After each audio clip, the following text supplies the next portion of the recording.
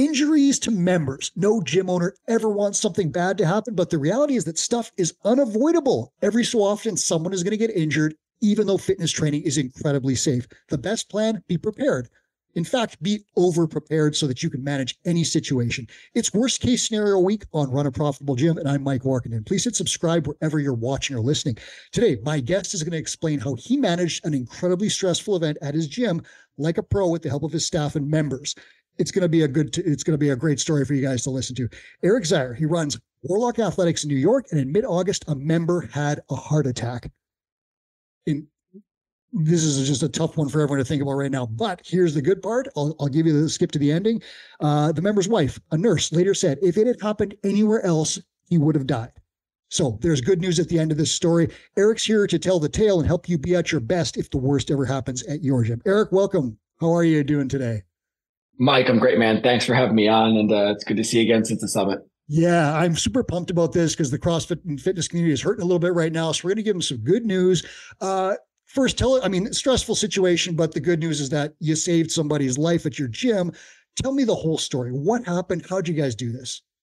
Yeah, let's kind of start from the beginning. So I was actually at home.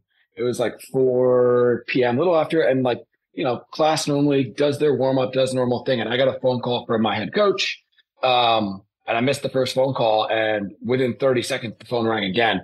And knowing that she was calling me twice in a row, I'm like, something is wrong. Yep. I picked up. She goes, hey, so-and-so is on the floor. AD is attached to him.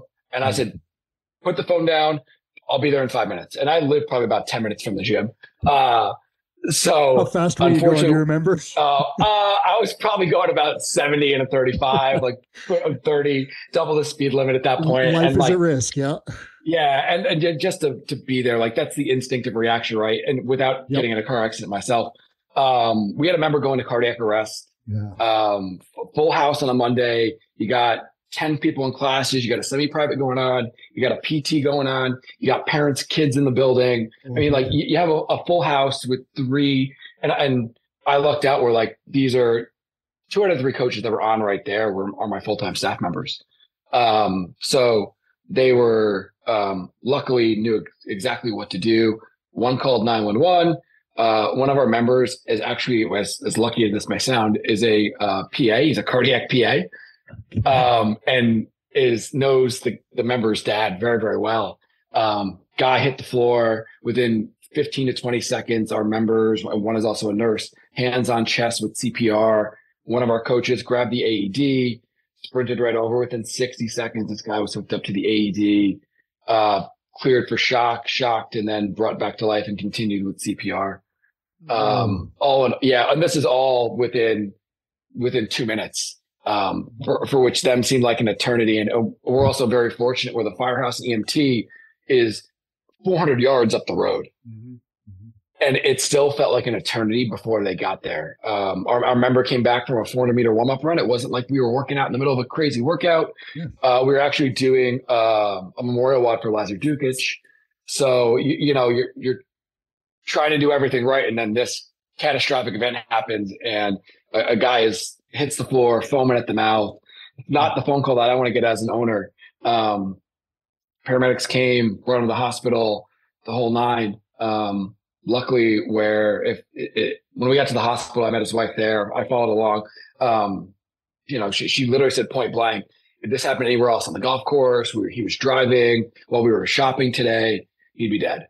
It happened that he was 60 feet from an AED in our facility, which again, very fortunate where my business partner is a career paramedic and EMT and firefighter.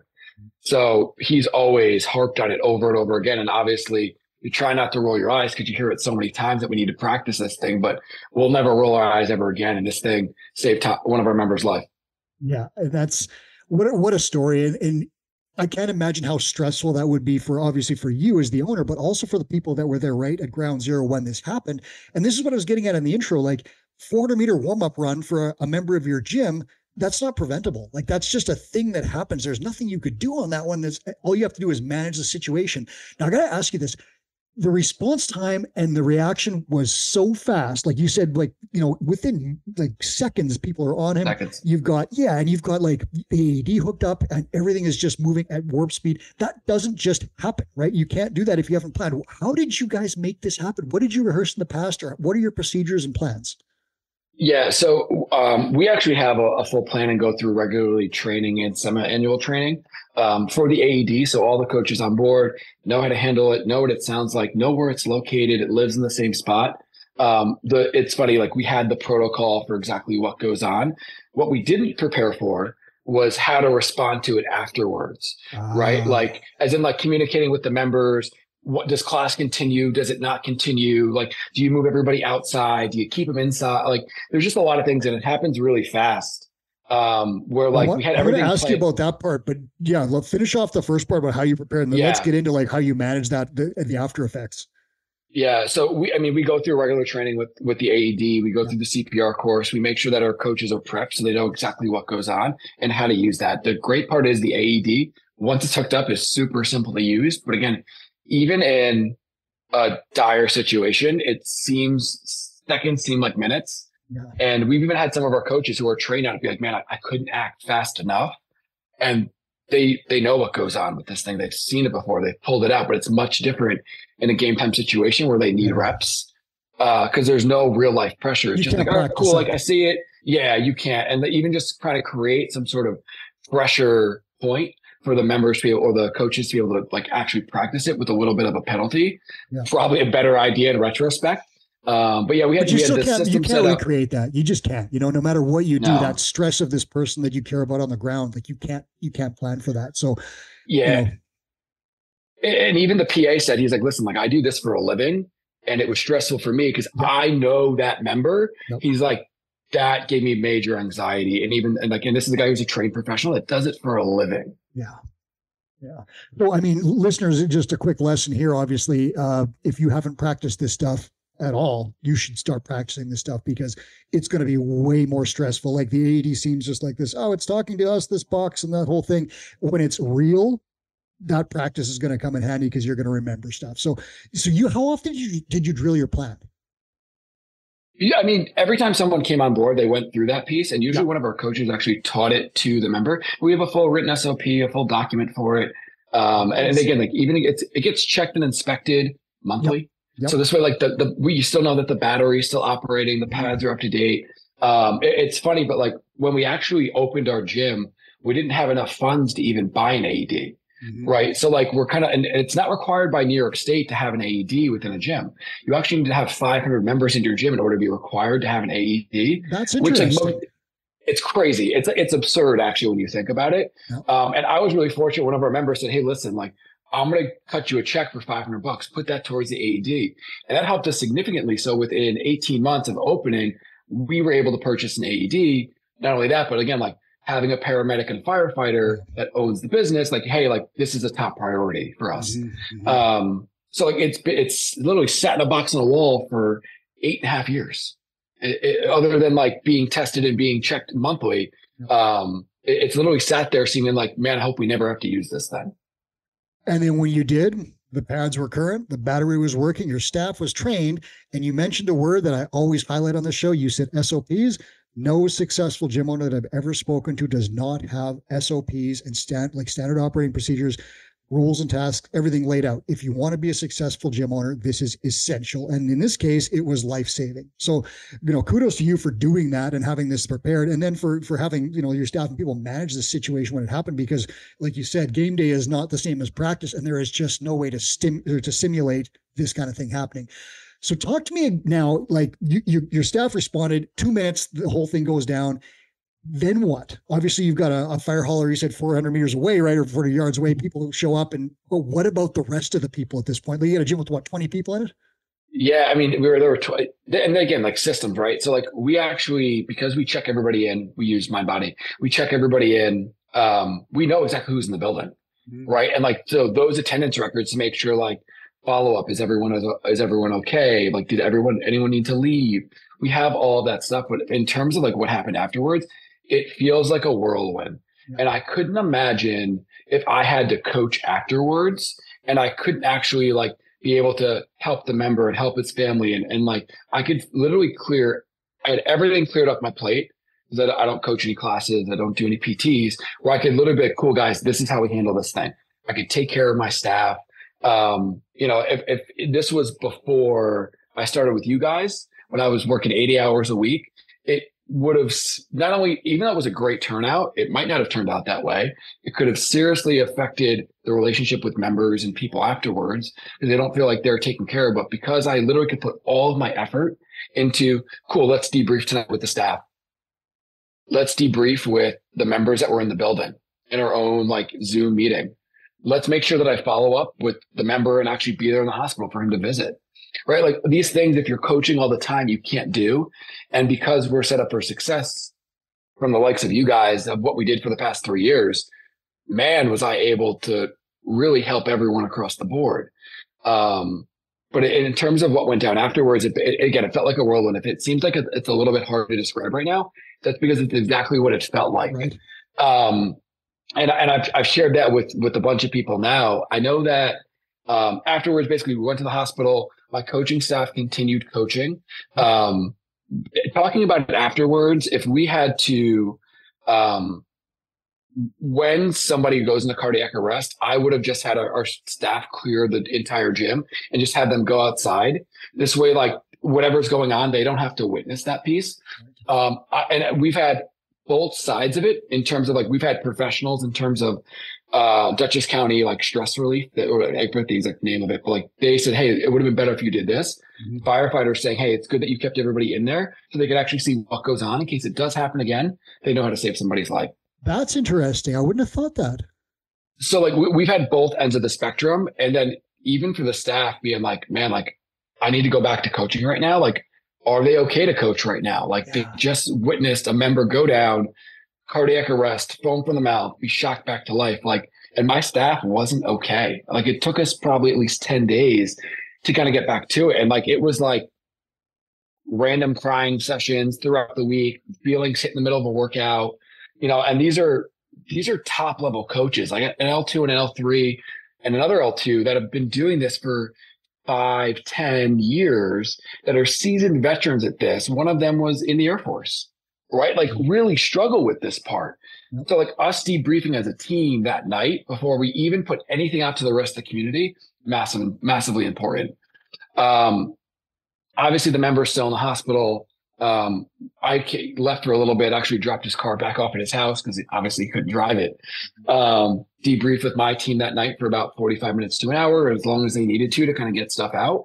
And then my business partner and I created basically just some information as to what was going on to our members. We left the name out of the member. We stated just the facts, but we wanted to make sure that our members knew what went on so they didn't hear it through the grapevine, and provided some really clear information so there was no rumor mill, right?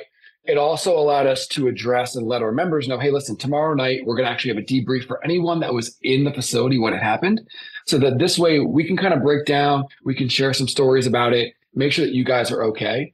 We also chatted with, there's like a Dutchess County, I got to remember the exact acronym, but basically like an incident stress debrief team. And we reached out to them. They gave us some really great resources that we could share with our community. And I shared within the Tinker group.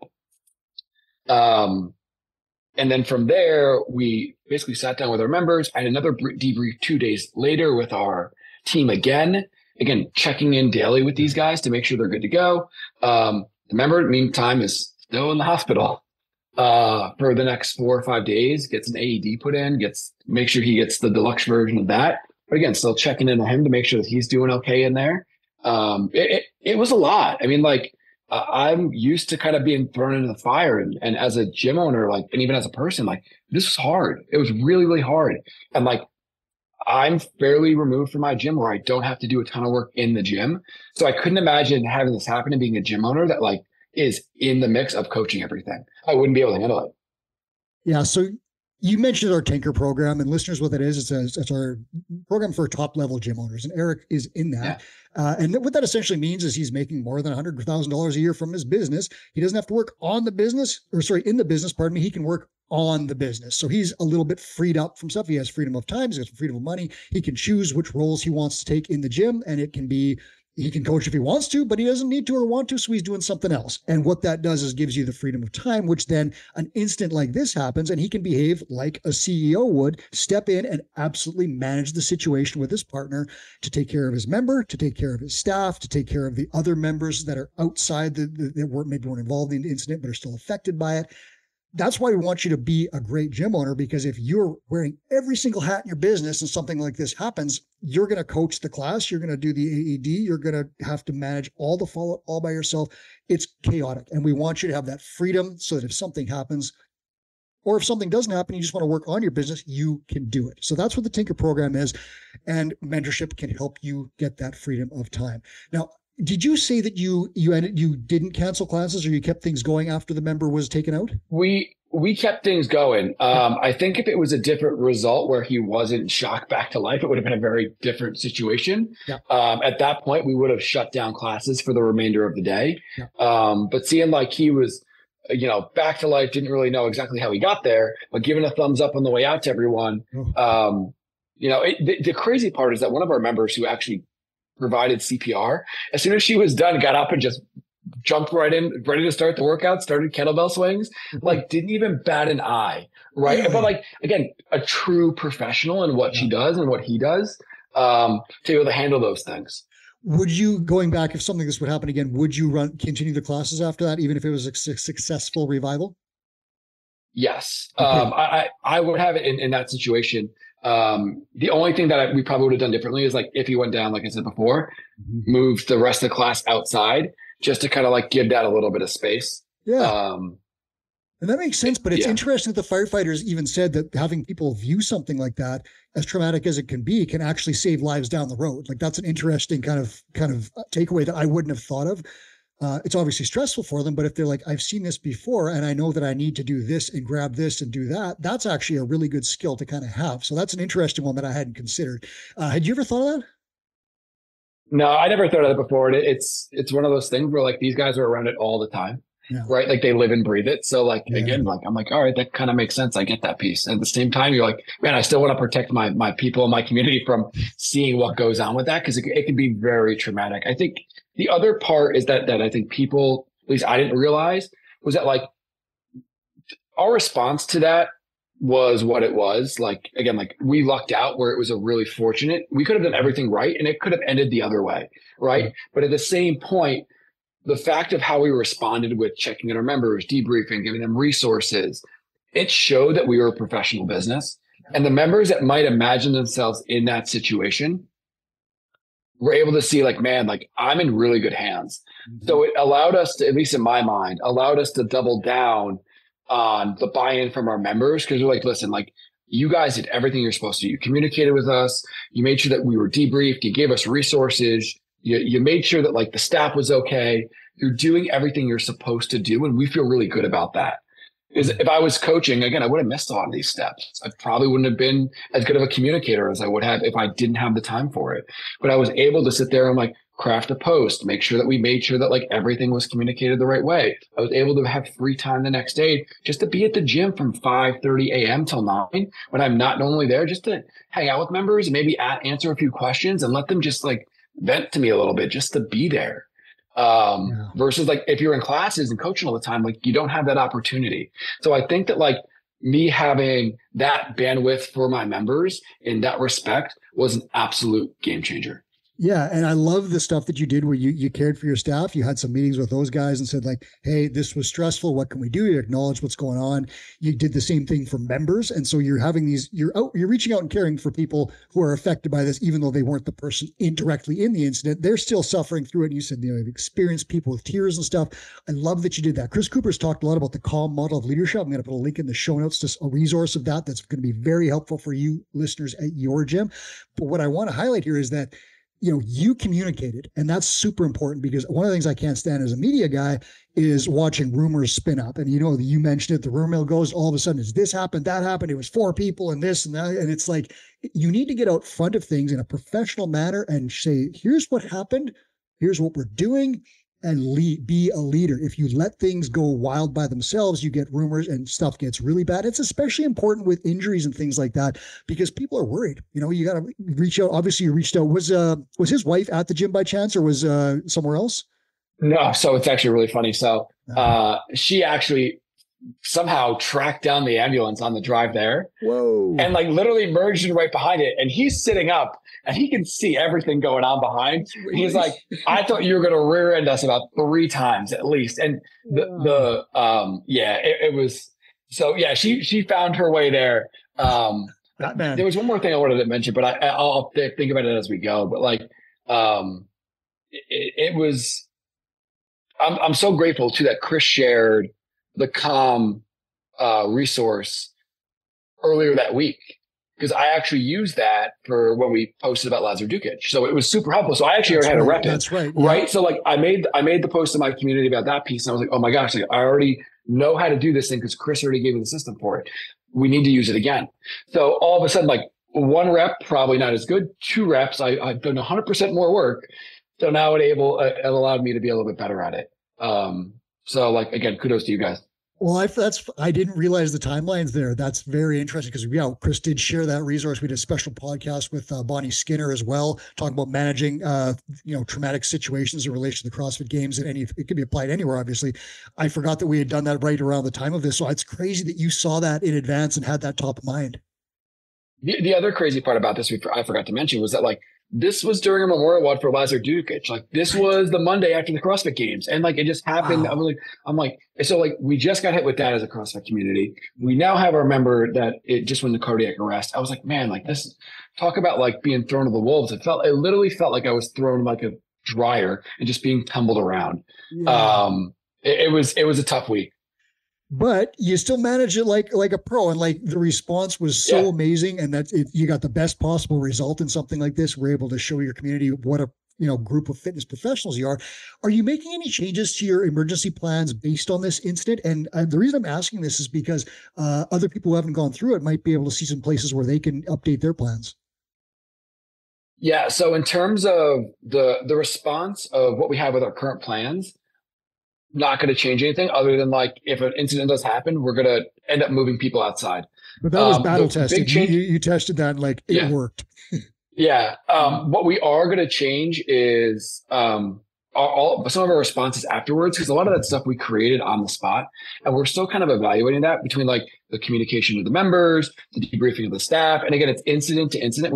We're trying to create like a general framework for how to respond to that. If it is like, say members are outside and someone gets struck by lightning, right? Like you try to create like a general framework, but some of these things like you just can't possibly imagine until it actually happens.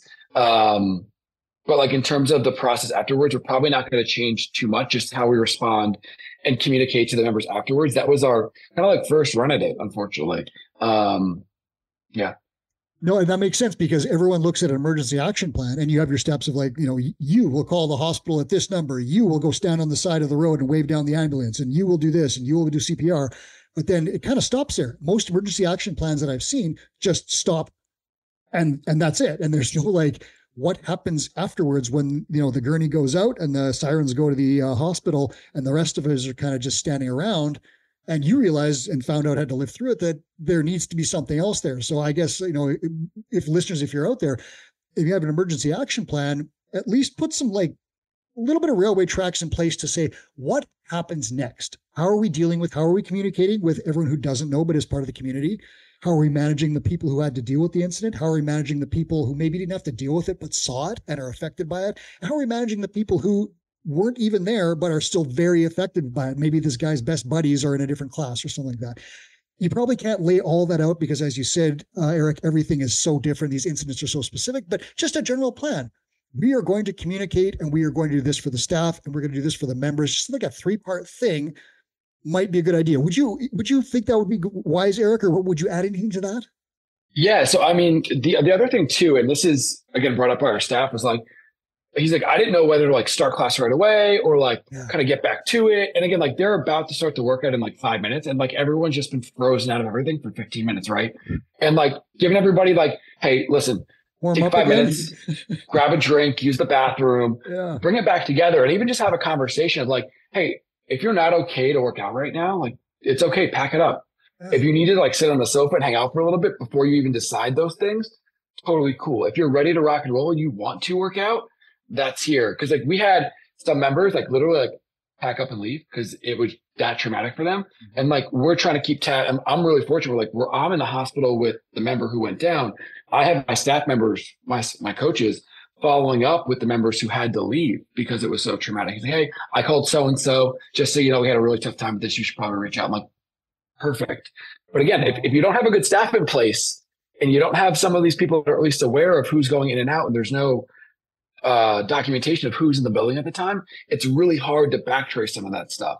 And like everyone, when they work out in class, they are tracked. There's no open gym for us. There's no like free roaming around. If you're in the building, we're pretty much know that you're in there.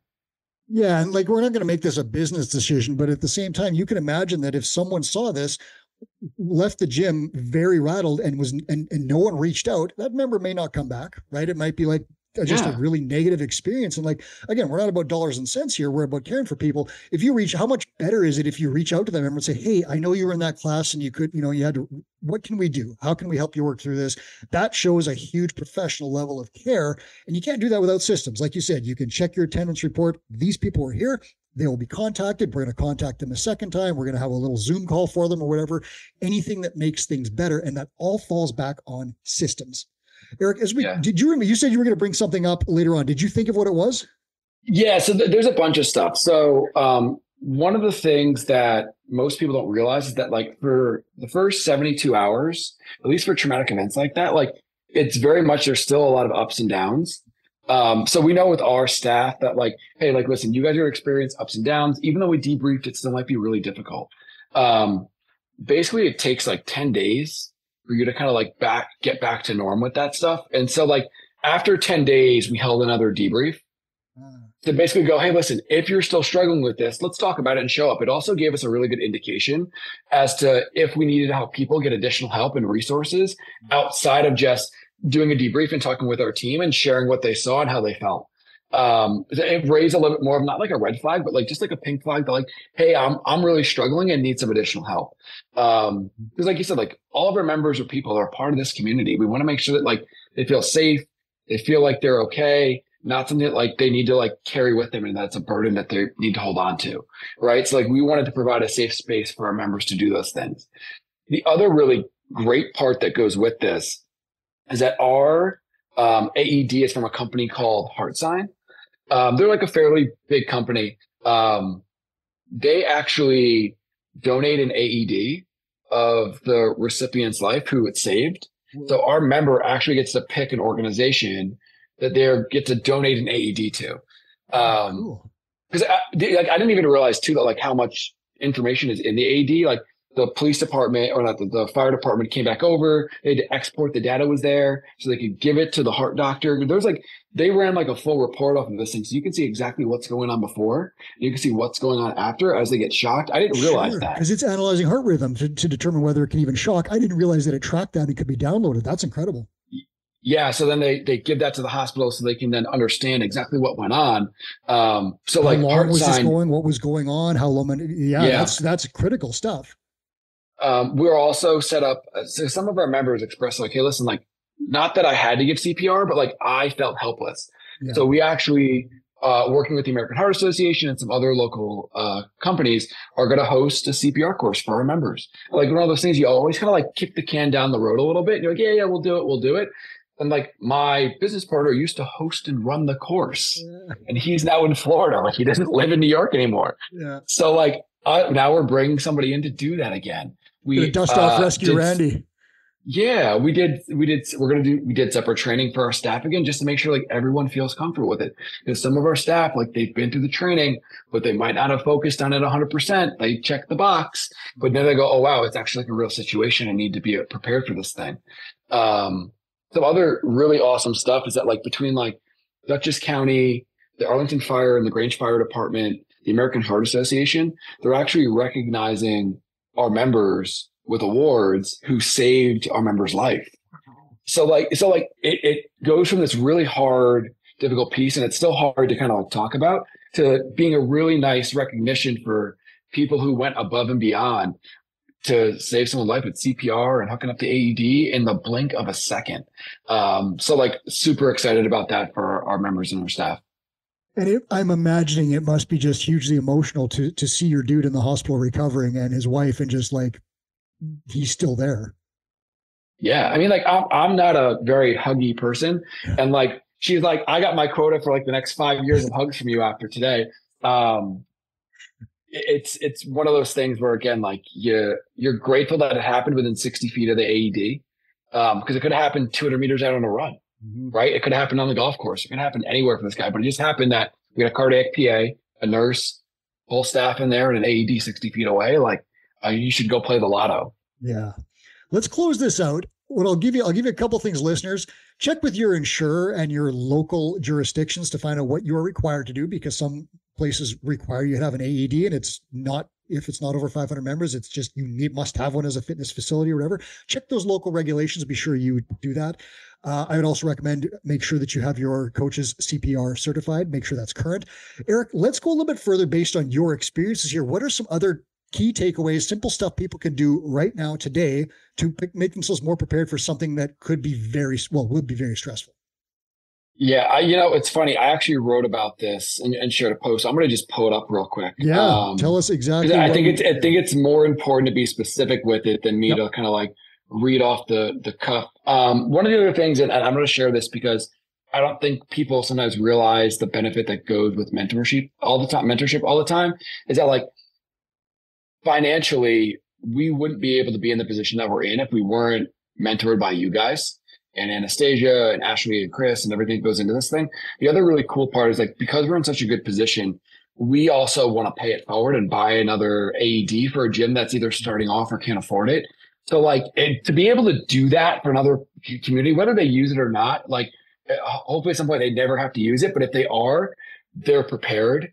I'd rather have that be there. So like, we're really fortunate because of what you guys do with us to be able to help another gym out with that. So like, it's really cool to be able to do that. And they'll just say that that's one of the reasons, that's kind of the foundation of Two Brain, is Chris has always said he wants gym owners to be wealthy because they're some of the most generous, caring people in the world, and they're going to use their success to help others. And Erik, I think that's living proof of it. So that's what an incredible story. And whatever gym gets that AED, I hope they never have to use it, but I'm glad they're going to have it. Give me what's on your list. So number one, obviously, is have an AED. Yep. Number two, overtrain your staff until they borderline hate you. It's again, like, you can't be over prepared for what goes on with this piece. Staff that are professionally trained on this, and or full-time staff that know exactly what's going on, they're in the building more hours, makes a really big difference. So, two of those coaches are there 40 hours a week. The other one spends about like probably 20 hours a week in there. So he's borderline full-time.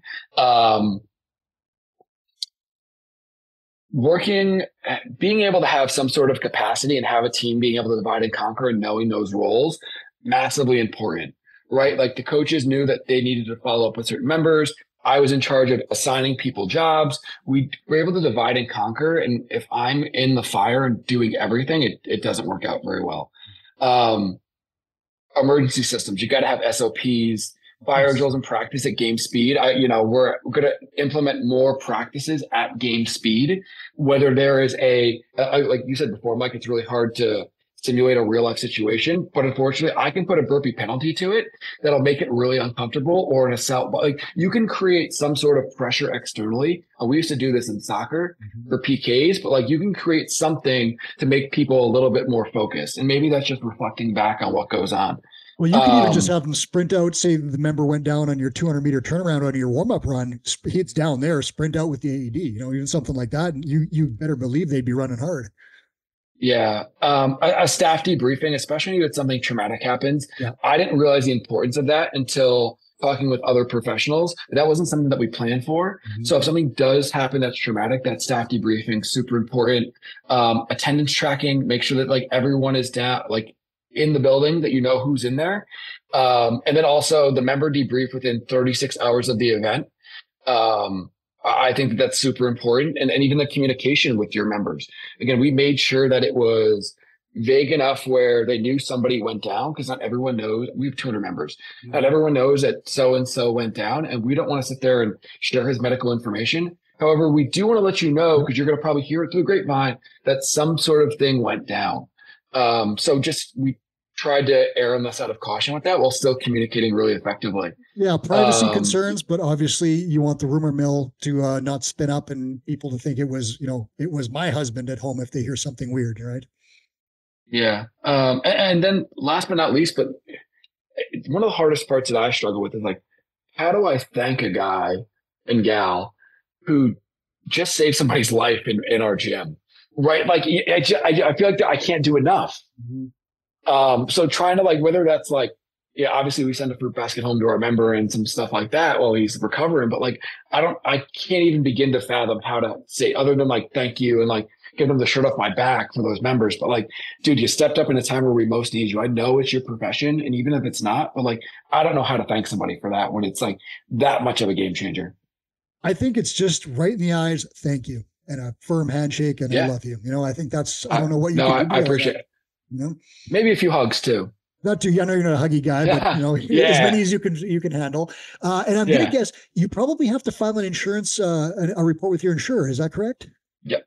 Yeah. So we filed it with the insurance.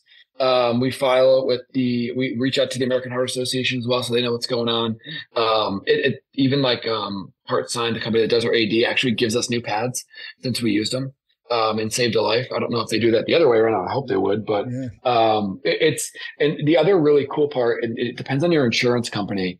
We use CrossFit RRG. Mm-hmm. They actually cover up to $25,000 of expenses for that member that's in the hospital. So like, cool. Again, he doesn't have to pay for anything out of pocket in terms of that. So it was nice to be able to call him and be like, hey, listen, just so you know, anything up to that point, we get to cover for you through the insurance company. Again, another level of professionalism that goes with that, that we were like, again, super pleased about. But if I don't have the time and Chris doesn't have the time to make those phone calls to follow up, like some gym owners might miss that piece. And that could be really big for someone who struggles with finances to have something like that happen. I didn't know that was available. And I guarantee a lot of other people don't know that was available. So that's an interesting insurance clause to look into. Erik, thank you so much. Congratulations. High fives to your staff and community for taking care of something. Thank you so much for sharing this, and not just sharing the incident, but giving us a concise action plan to take out of it. Listeners, if you're out there, follow those steps. Erik just laid out all the stuff that you would need to do to respond just like his community did. Erik, I really appreciate your time and your story. Yeah, Mike, I can't thank you enough. And if people want to reach out at all, they can. Again, some of it seems a little bit overwhelming with some of this AED stuff, even just to get it in place. Happy to help if you want to reach out, at least like point you in a direction or assist with that. Because in New York, we need medical oversight. We need a doctor to sign off on this stuff. So, but thank you again. And, if anyone needs help out there with this stuff, happy to pioneer that and help them along. Where can they find you if they want to reach out? Warlock Athletics on Instagram. Great way to find us. You can also reach out to me personally. It's Grow with Erik on Instagram as well. Or just shoot me an email. It's on the website, warlockathletics.com. If you're out there, take advantage of it. Upper level professional gym owner. His gym saved a life. If you need some help, talk to him, reach out that way. Erik, again, thank you so much. We'll have you back on the show at some point. I think probably related to some of your tinker level escapades. I'm Mike Warkentin. This is Run a Profitable Gym. Thank you so much for watching and listening. Please subscribe on your way out wherever you are.